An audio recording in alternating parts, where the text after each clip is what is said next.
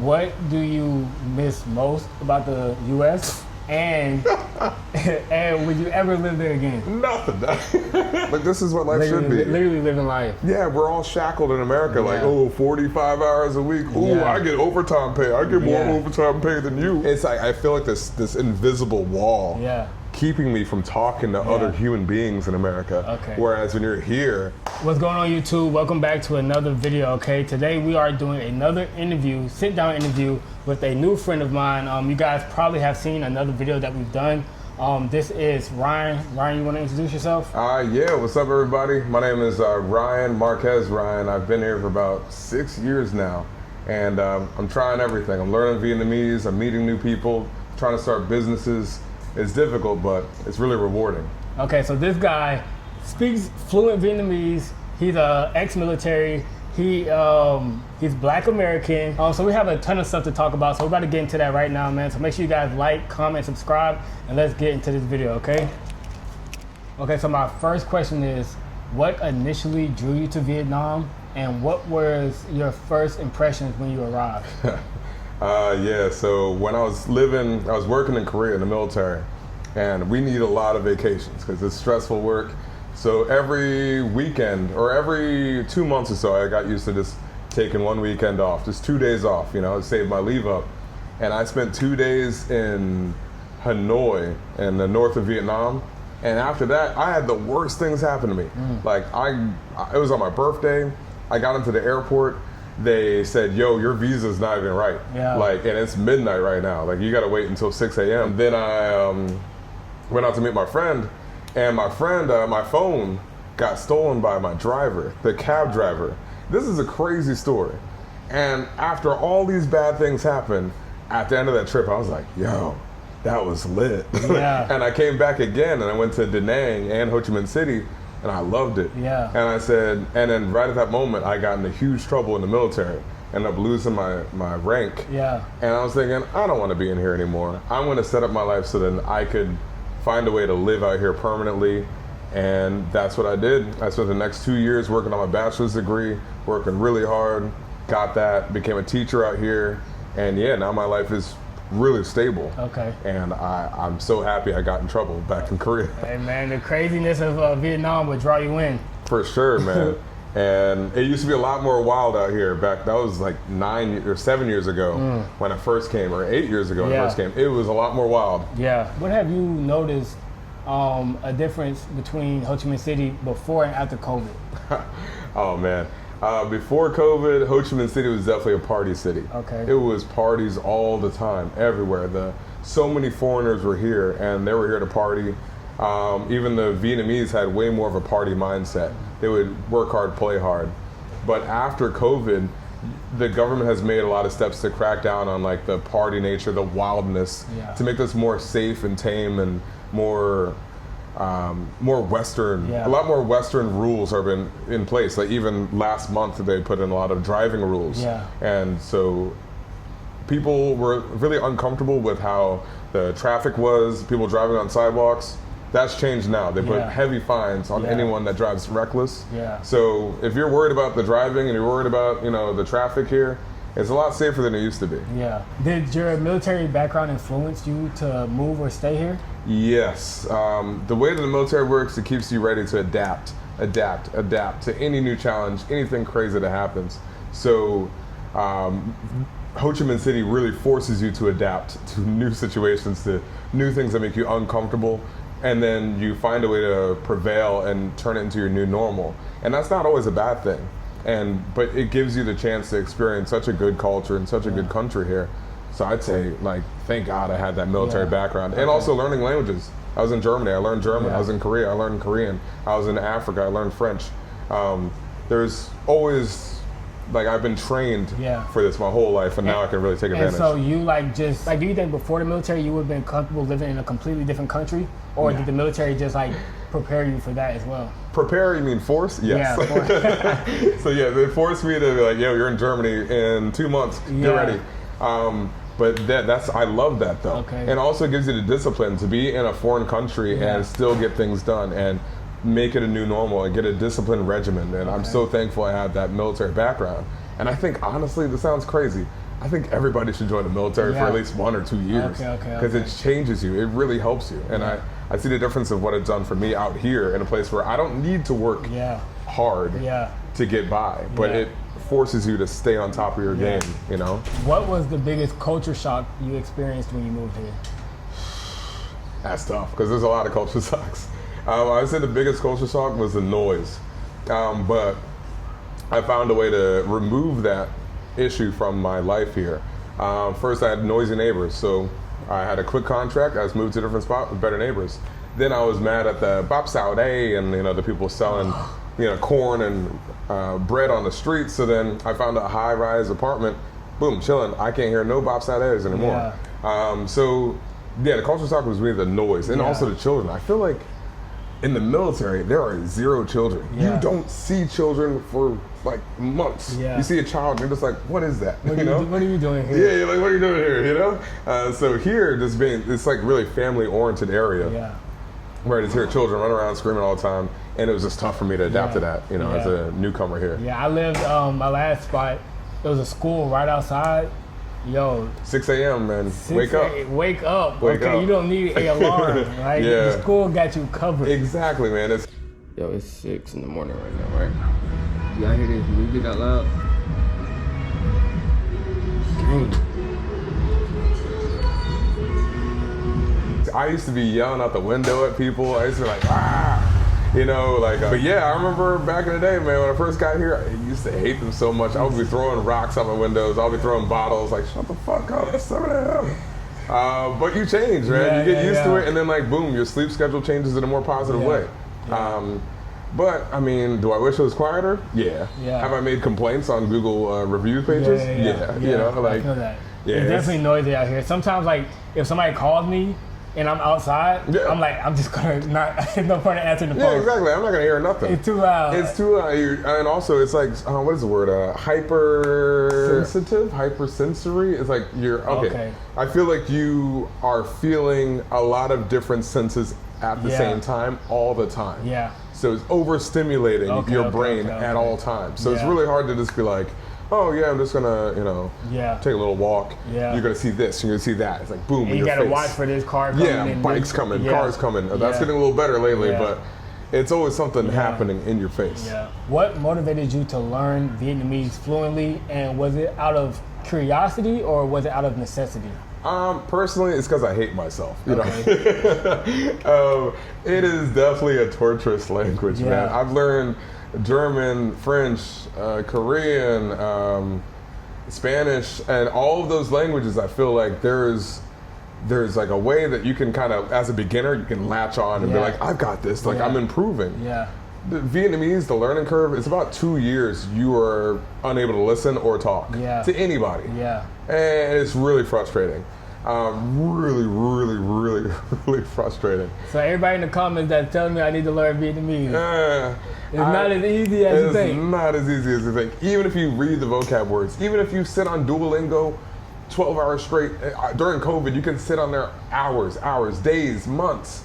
You will walk out of there and still talk to somebody and they'll be like, I don't know what you're saying. Because that pronunciation is very important. It's very different from every single other language that we've learned. You know what I mean? I would say if you've learned a language before and you played a musical instrument, then you can learn Vietnamese.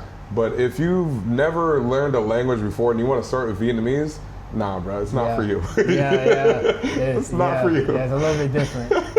And then 2, if you've never played a musical instrument, you're gonna have struggles with trying to. You read a sentence like sheet music in Vietnamese. I sound like yay right now, but like for real, when you look at the words, it's up and then down, and then you need to be on point of every single tone, or else you're saying something completely different. I never even thought about it like that. That's what it is. It's singing. You're singing to other people. It's like birds in the jungle or something, you know? How did locals react when they realized you could speak their language fluently? And do you have any memorable moments?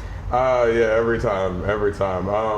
The good thing about Vietnamese people is they're never really going to talk too much trash about you. If they talk trash, they're not really talking trash, they're telling the truth. But sometimes I do have students, and when I teach my classes, I'll have a student that doesn't know I speak Vietnamese. There's always one. you know, and he's gonna be like, oh, that guy's big as hell, or oh man, he's black as hell. You're like, oh, hey, he's bald. Why is he bald? He looks like a big baby. Yeah. And they'll say the craziest things, like it's insane things that you've never heard. You're like, did you really say that? Like, do I gotta check him right now? But then when you're like, I speak Vietnamese, and they're just like, yeah, you see like their whole entire, like everything drop. Okay. But they give you huge respect. Yeah. If you can even understand the trash you're talking, huge respect, and they're gonna flip. All that's gonna flip and be like, yo, how long have you been here? Are you Vietnamese? People think I'm Vietnamese. Yeah. People will be like, yo, is your mom Vietnamese? Yeah. I'm like, nah. Yeah. Did it change your experience or perspective living in Vietnam? Like, obviously you said that people treat you differently.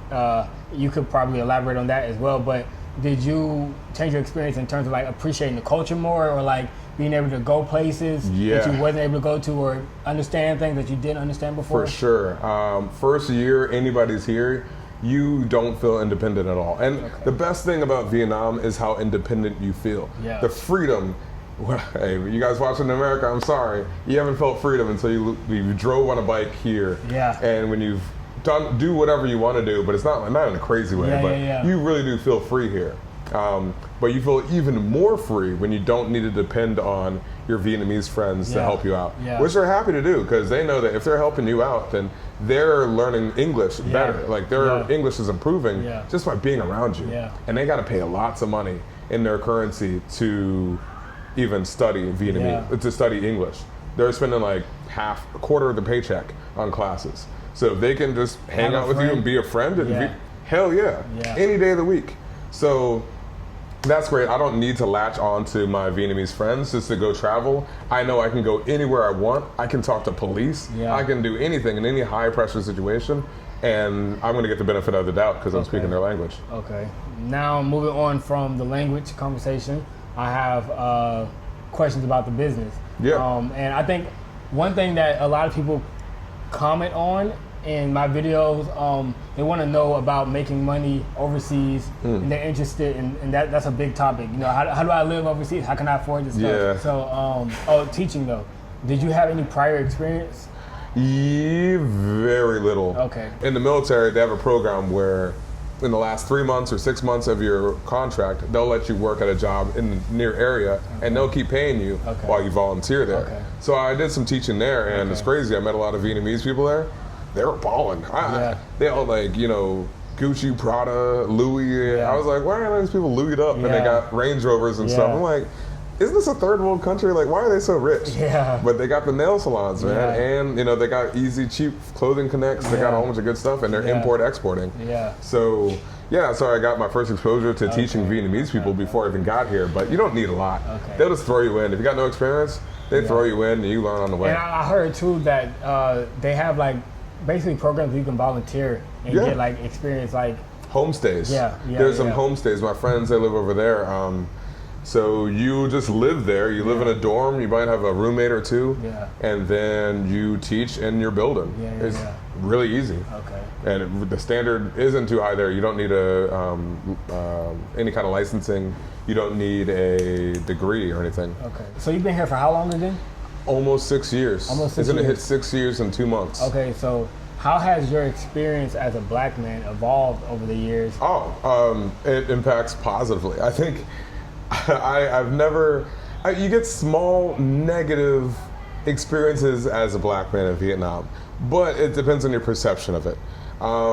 Let's say if you've never met a Samoan before, and you're like, dang, Samoan people are strong and big, a lot of people are gonna be like, when they see the first Samoan, like they see the Rock, they're like, wow, that's a big guy. So when they see a black guy for the first time, they're like, wow, that's a black man, you know? So even the words that they would say, if you're learning Vietnamese, you might assume that they're saying something bad about you, but they're just saying Mr. Black Man. They're like, Anh Nha Den or Ngoy Nha Den, they're like, oh, it's a black person. But they're not saying it in a bad way, they're just like, holy hell, what? I see this once every 3 years and I'm seeing it again.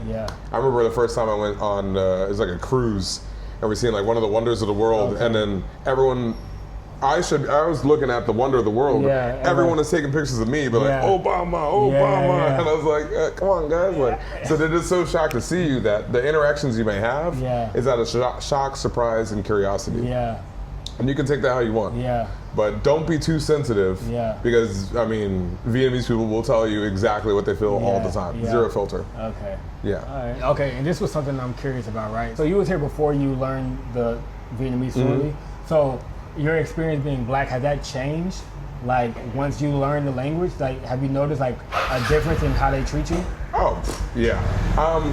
The thing that I feel though, I can't say it's a black thing. I think it's just a foreigner thing in general. Okay. If you're black and you don't speak the language, you will be treated like every other foreigner that doesn't speak the language. Okay. Sure, in some ways they'll be more excited to see you or less excited to see you. Yeah. But when you start learning the language, it doesn't matter if you're white, Spanish. It doesn't even matter if you're a Vietnamese American and you're learning the language and you get really good at it. They're like, wow. Yeah. You know what I mean? Yeah. So they know it's really hard. And if it's black, then it's times 10. It's times 100. Yeah. You're like, wait, I've never seen this before. Like, there's like 3 dudes. Like, I know like 3 dudes, 3 Nigerians that speak Vietnamese. Yeah. That's it. Yeah. In the whole city. In like 6 years I've been here. So in your 6 years, also I'm curious, like how had that enhanced your dating life? Okay, so you get, what is the word? I wouldn't say halo effect, but they know that you're not just out here, what's the word? Those guys that just go around and just smash. Password bros? Yeah, password bro. They know you're not a password bros. You at least respect the culture enough to even put that kind of time and that kind of work in. Okay. And they know that you're intelligent. And that's another thing that they really do look for in the black men here. Yeah. They're not always going for like, listen, hood dudes. Yeah. They still need to see some intelligence. They still need to see like some discipline. They're not going to go for you if you're just like, you got nothing going on. Yeah. So you really got to show these women have their own businesses. Yeah. These women have degrees. These women are working hard. Yeah. It's really rare to find a girl that has absolutely nothing going on in her life, Yeah. because this is a really competitive place. Yeah. And if she speaks enough English to even talk to you, that means she's a hard worker. Yeah. So you can't just come out here with nothing in your pockets saying like, and being ignorant. You gotta be on top of your game. So the dating life does improve when they know that you are smart, when you have things to offer, when you are improving yourself constantly. Yeah. What do you think is the biggest misconception people have about living and making money in Vietnam? They think, the misconception is that, if you're an American in Vietnam, you gotta be like a baller. Like, oh man, you're out there caring about blah, blah, blah. But you're on a level of balling that's beneath other ballers. Yeah. Like, I go back to my neighborhood and I'm a poor man in my Vietnamese neighborhood. Because there are Vietnamese people that are balling out here. Yes. And if you come out here thinking, I'm number 1 on the block, no, you're not. Yeah. No, you're not. There's levels to it. So, sure, you're making good money as a foreigner here, but remember that, there's old money out here. So that's one misconception, that you're going to be like a king or something. You're going to live good. Yeah. You're going to get all your meals, like, you can get your meals delivered. You're getting good food that you wouldn't necessarily be eating in America. But you're not head honcho. You are far from head honcho. Like, these Vietnamese people, they own houses. They own land here. Yeah. So they have money. They have like old money here. So don't think that you're just going to walk in here and be the top of the block. Okay. You got to work your way up. And I probably have more to that question. Misconceptions. This is not a third world country anymore. I do not classify this as a third world country. Okay. I mean, I've been living in Ho Chi Minh City, so maybe my perception is different. I'm not in the countryside, but this is not like some Oonga Boonga swinging from trees Tarzan type shit. Like, just kind of look where we are right now. This is kind of like, it's developed. I mean, this looks nice. We got this aesthetic because it's relaxing and it feels like an oasis, but this is a concrete jungle out here, and it's full of businesses and it's full of development. Yeah. And they're on their way up. So it's not dangerous. Yeah. You're not gonna get stabbed or anything out here. There's no problems. If you get stabbed by a Vietnamese man, 1,000% you deserve it. Yeah. And 1,000%. it's so funny though, like, I think this is like the most hilarious thing ever. People always tell me, like, be safe. I'm like, yo. Like what? It's literally like, this is the safest I've ever been. Bro, I can put my little sister out here with like 20,000. It's so crazy. Like, so many times I just see like little girls or just running around. Chilling. Like, middle of the night. Yeah, 2 a.m. literally. Chilling. I mean, it's like the Dave Chappelle stand up where that little baby's outside in the corner. You're like, there's a baby. Literally. But like, that's the norm here. Yeah. Like, they're safe. It's safe here. It's like, safe here. Like, so that's another misconception is that, oh, you're in a third world country, you gotta watch your back. If your phone's stolen, there's only like 2 or 3 different streets here, I can tell you. If someone says, hey, I got my phone stolen, I'm like, were you on Boy Vien? Then I know where you were. Because there's some danky spots out here. But if you go there, that's on you. You know what I mean? Yeah. So looking back, would you do anything differently? And what advice would you give to Black expats looking to live or move here?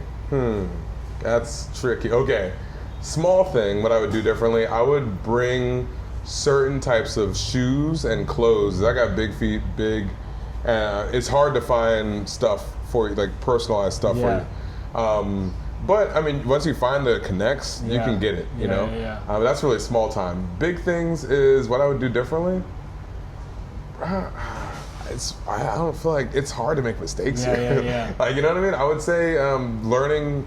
Oh, okay. When it comes to learning Vietnamese, that's something. Okay, so I wish I went directly to the college where I learned instead of doing private tutors. Those private tutors, no offense, guys, but you're gonna be learning slow with them, and you need to be learning every single day. You need 5 days a week at least of someone teaching you the tones, teaching you how to speak.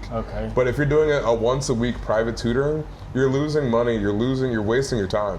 Like, I went to the college where I studied at, and we got Koreans and Japanese people because they want a good deal and they want to get good value. So those guys were studying there for 4 or 5 months, and their Vietnamese was better than mine, and I was studying for 2 years, 2.5 years. So I was like, damn.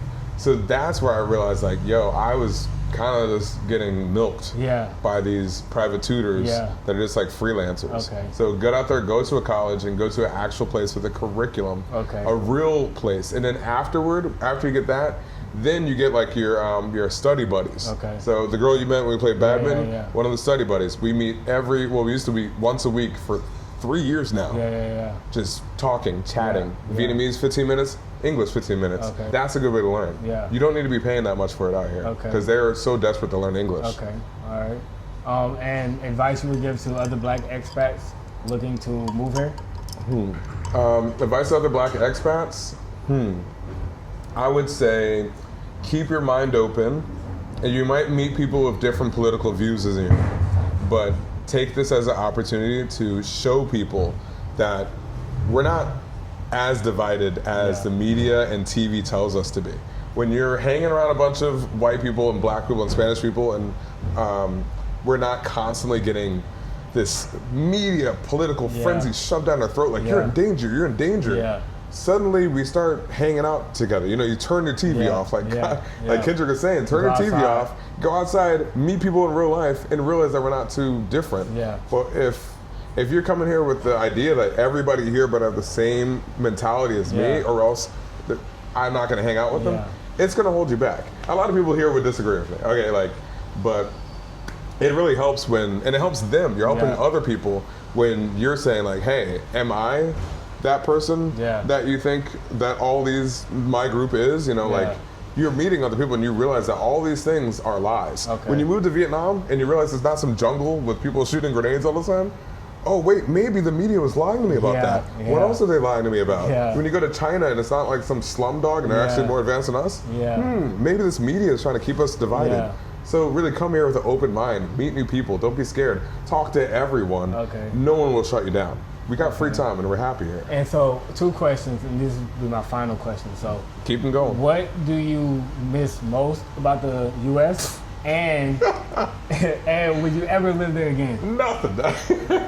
Nothing. I mean, look, I went back to America for the first time after 5 years for my birthday. I was ready to come back. It was like day 3. I'm like, all right, I'm ready. I mean, I love my friends back there. I love my parents. I love my family. But there was nothing like in particular where I was like, I can't get this. Even food wise, I was like, yo, I can't wait to go back and get some Whataburger. I can't wait to go back and get this, what was it, Bojangles. It was ass. I was like, what is this? I'm like, this is disgusting. I'm like, I feel that. I'm like, what is this? And then like, I can't move around. I don't have a car. So then what am I supposed to be doing? Like, I gotta pay for Ubers. And it takes so hours. And the trains are far. You're just like, what? Banking is horrible. I want to pay my friend. I gotta wait $3, 3 days to give him like $30. I'm like, what is going on here? Yeah. Why is Vietnam so far advanced in like the daily convenience aspect of life? I just don't understand it. I really had nothing. I only missed the family. I only missed my friends. That's it. Just it's up. America's cooked, man. So never living there again. No plans. No, there's not. I was in 3 different states.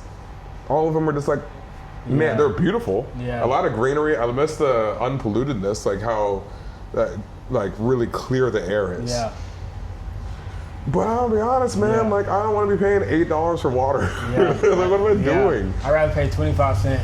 Exactly. Why am I in the airport buying literally a stick of bread for $8? I'm like, what is this? Like, I don't know, man. And like the vibes everybody had. As soon as I was in the airport, like I had a big smile on my face. I would head nod to black people. They're just like, I'm like, so I'm just so used to seeing a black guy here, head nod, happy. It's all good. I see anyone here, like head nod, hey, you know, like it's like I feel like this invisible wall keeping me from talking to other human beings in America. Whereas when you're here, anyone's like big smile, hey, what's up, da da da. I don't know what it is. It's just weird. Okay, so Vietnam is a great country. I have to ask you, what do you dislike the most about Vietnam, Ho Chi Minh City? Okay, we went over the noise already. Went over the noise. The noise is one thing. I dislike the most. There was something I was thinking about where I was like, man, this is annoying. But it's really, I'm really like scratching my head. I'm digging. If it's nothing, it's nothing. You don't have to force that answer. Bro, I'm really trying. I mean, the noise. I was in the noise, but once that's not even that bad. It's not even that bad. Like, okay. I really. Do you have it, people? It's tough. Well, I mean, this is like a bad answer, but man. No, I feel it though. I think even like the things that like I think people would dislike. So this is my theory about Vietnam, right? I think it is a, like you said, controlled chaos. So in my opinion, you can't have this without having this.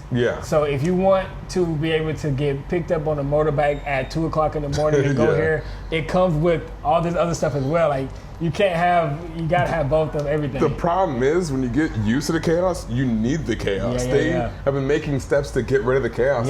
And everyone has been complaining like, no, we need the chaos More back. chaos. Yeah, exactly. It's like, for some reason, like I'm trying to drive to work because I'm driving here too. And people think the traffic is the worst, but once you start driving in it, you would notice like I haven't seen any accidents. I promise you, I've only seen one accident, and it was a guy that fell like himself.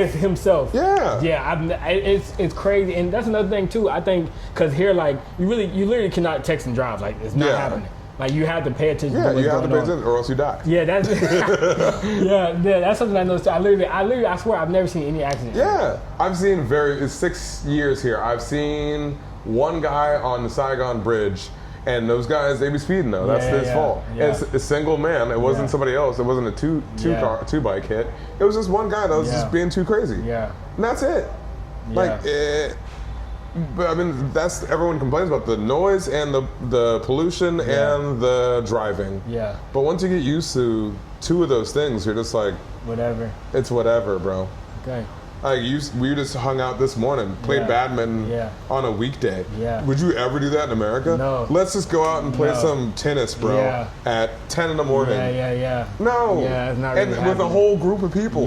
Like, oh, are you guys down? Yeah, let's get 6 people to do this random thing at 12 o'clock on a Tuesday. No, it's not you're living like life now. Like, this is what life should be. Literally living life. Yeah, we're all shackled in America. Like, 45 hours a week. Ooh, I get overtime pay. I get more overtime pay than you. Like, what are you guys talking about right now? That's not life. I agree, man. I appreciate this conversation, man. I appreciate you sitting down, talking to me, man. Hell yeah. You guys make sure you like, comment, subscribe. Anything you want to shout out or anything like that? Shout out Alabar Bar and Brunch. It's probably going to be in the link below. Look me up on TikTok, Ryan Den Vlog. It'll probably be in the description too. And yeah, if you got any questions, hit me up. I'm always here to talk to you. Yes, sir. Make sure you like, comment, subscribe, man. Appreciate you guys.